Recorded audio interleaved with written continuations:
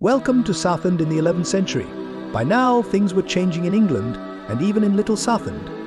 Vikings were starting to disappear, and new rulers called the Normans were taking control. Let's explore what was happening in Southend during this exciting time.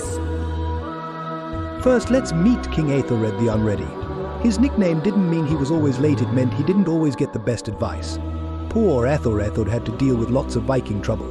Even Southend wasn't safe from Viking raids during his reign. Sometimes Æthelred had to pay the Vikings lots of treasure to leave his kingdom alone. This payment was called Geld, which meant giving away gold and silver to keep villages like Southend safe. Imagine living in Southend and hoping the king's treasure would be enough to stop the Vikings from attacking your home.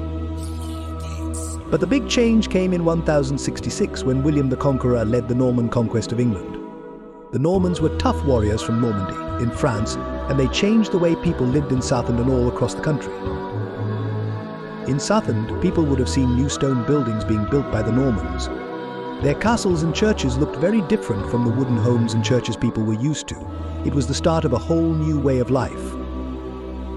One of the most important things the Normans did was create the Domesday Book.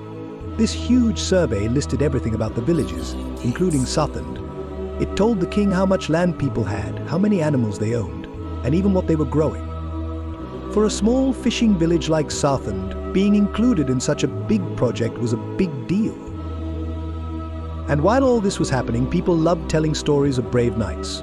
One of the most famous was the legend of King Arthur. While Arthur's story wasn't true history, people in Southend would have loved hearing tales of Arthur's knights of the Round Table on magical quests to find treasures like the Holy Grail. Southend's children might have imagined themselves as knights, riding off on adventures and defending their village, just like King Arthur's brave knights. So Southend in the 11th century was a place of big changes. From defending against Vikings to becoming part of the Norman conquest, life in Southend was always exciting.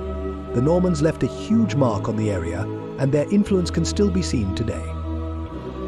Can you imagine what it would have been like to live in Southend back then? From Viking raids to knightly adventures, the past is full of stories waiting to be told.